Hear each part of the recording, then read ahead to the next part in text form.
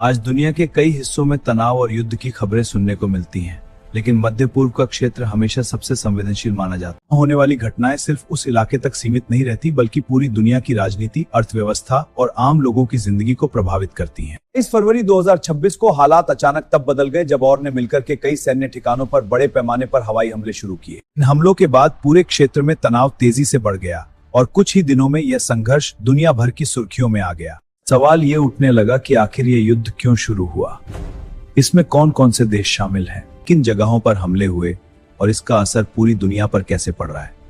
इस वीडियो में हम जानेंगे कि कैसे एक दूसरे मुल्कों से टकराव शुरू हुआ, किन मिसाइलों और हथियारों का इस्तेमाल हुआ, किन शहरों और सैन्य ठिकानों को निशाना बनाया गया और क्यों इस युद्ध की वजह से तेल की कीमतें बढ़ने लगी और दुनिया की अर्थव्यवस्था पर असर पड़ने लगा है। हम आसान भाषा में यह भी जानेंगे कि इस संघर्ष का असर आम लोगों की जिंदगी पर कैसे पड़ रहा है और क्यों पूरी दुनिया इस युद्ध को लेकर चिंतित है। 28 फरवरी 2026 को मध्य पूर्व में हालात अचानक बहुत ज्यादा तनावपूर्ण हो गए। और ने मिलकर के कई महत्वपूर्ण सैन्य ठिकानों पर बड़े पैमाने पर हवाई हमले शुरू किए। हमलों का मुख्य उद्देश्य ईरान के मिसाइल प्रोग्राम, ड्रोन निर्माण केंद्र, सैन्य कमांड सेंटर और एयर डिफेंस सिस्टम को कमजोर करना बताया गया। इन हमलों में अमेरिका ने समुद्र से दागी जाने वाली क्रूज मिसाइल और उन्नत लड़ाकू विमानों का उपयोग किया, जबकि इजराइल ने अपने आधुनिक जेट विमानों से सटीक बमबारी की। हमलों के बाद ईरान की सरकार ने इसे अपने देश की संप्रभुता पर सीधा हमला बताया और तुरंत जवाबी कार्रवाई शुरू कर दी। अब में ईरान ने कई बैलिस्टिक मिसाइलों और ड्रोन का इस्तेमाल किया, जिनमें मुंडो और जैसी मिसाइलों के नाम सामने आए। इन मिसाइलों को इजराइल के सैन्य ठिकानों और कुछ शहरों की दिशा में दागा गया, लेकिन इजराइल की मजबूत वायु रक्षा प्रणाली ने बड़ी संख्या में मिसाइलों को हवा में ही रोक लिया। इसके बावजूद कुछ मिसाइलें जमीन तक पहुंच गईं और कुछ इमारतों तथा सैन्य ढांचों को नुकसान हुआ। इसके अलावा ईरान ने मध्य पूर्व में मौजूद अमेरिकी सैन्य अड्डों को भी निशाना बनाया। खासकर इराक, सीरिया और खाड़ी क्षेत्र में स्थित कुछ अमेरिकी बेस के आसपास धमाकों और ड्रोन हमलों की खबरें सामने आईं। इस संघर्ष के दौरान समुद्र में भी तनाव तेजी से बढ़ गया, क्योंकि फारस की खाड़ी और आसपास के इलाकों में तेल ले जाने वाले जहाजों की सुरक्षा को लेकर खतरा पैदा हो गया। यह इलाका दुनिया के सबसे महत्वपूर्ण समुद्री मार्गों में से एक है, जिसे कहा जाता है, और इस रास्ते से दुनिया के लगभग 20% तेल का व्यापार होता है।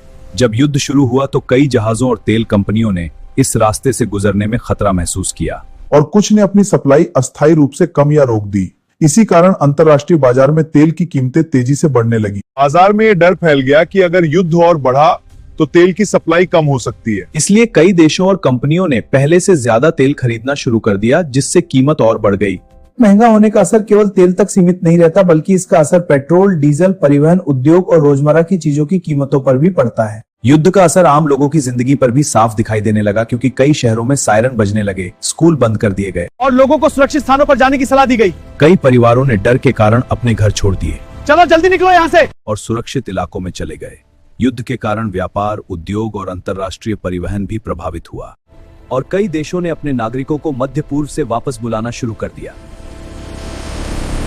पूरे संघर्ष का असर केवल युद्ध में शामिल देशों तक सीमित नहीं रहा, बल्कि वैश्विक अर्थव्यवस्था, ऊर्जा बाजार और राजनीतिक संतुलन पर भी पड़ने लगा। इसी कारण दुनिया के कई देश और अंतर्राष्ट्रीय संगठन इस संघर्ष को रोकने के लिए बातचीत और कूटनीतिक प्रयास करने की कोशिश कर रहे हैं, क्योंकि अगर यह युद्ध और फैलता है तो इसका असर केवल मध्य पूर्व तक सीमित नहीं रहेगा, कि पूरी दुनिया की स्थिरता और अर्थव्यवस्था पर भी गहरा प्रभाव डाल सकता है।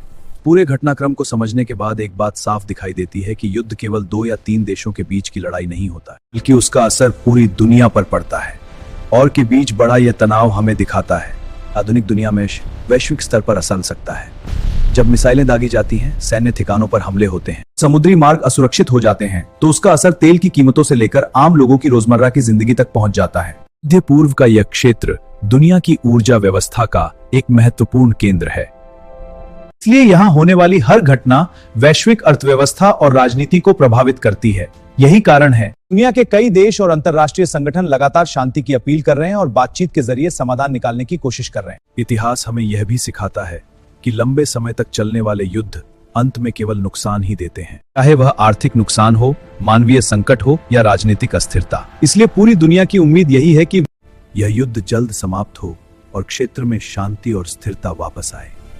ताकि आम लोगों की जिंदगी फिर से सामान्य हो सके और भविष्य में ऐसे बड़े युद्धों से दुनिया को बचाया जा सके।